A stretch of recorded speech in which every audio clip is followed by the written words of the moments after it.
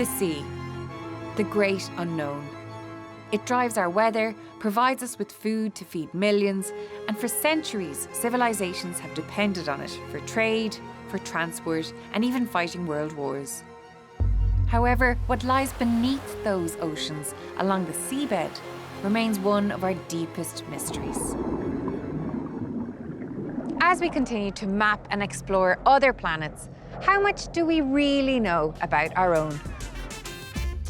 Can I ask you, Yeah. what country do you think that this is? Maybe the UK? It's part of Australia. Is that north? This is north. I would hazard a guess it's somewhere in Africa.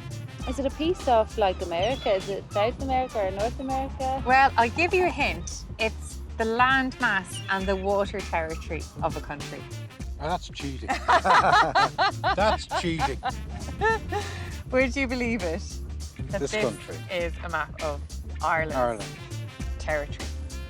What? I didn't know it myself, but we have 880,000 kilometres squared. That is our national territory. I would never have picked that. No. It's a huge area. God, is anyone getting it right? No. The real map of Ireland reveals the true extent of our territorial waters, an area more than 10 times the size of our landmass.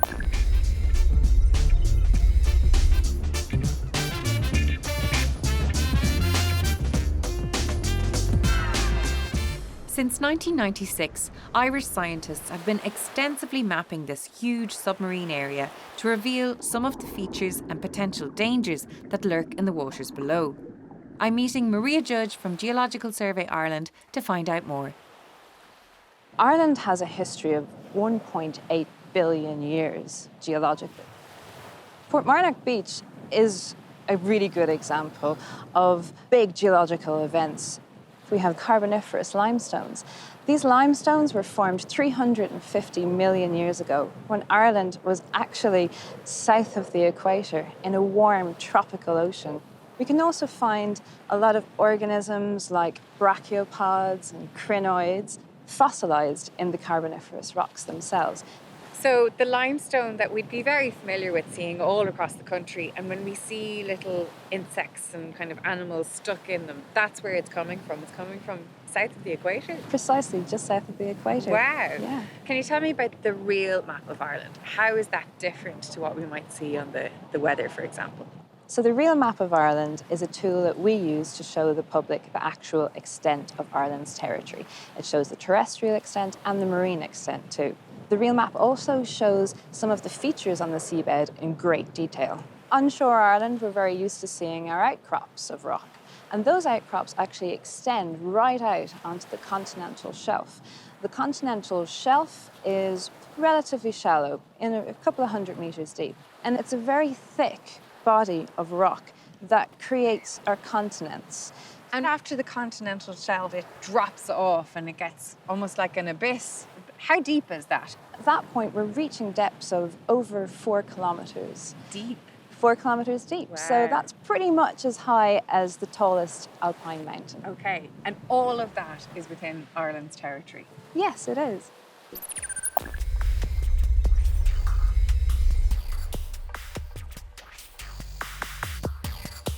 Geological Survey Ireland conducted initial surveys in the 90s by mapping the deeper waters at the outer margin of Ireland's territory. The second phase charted treacherous coastal bays and commercially important inshore areas.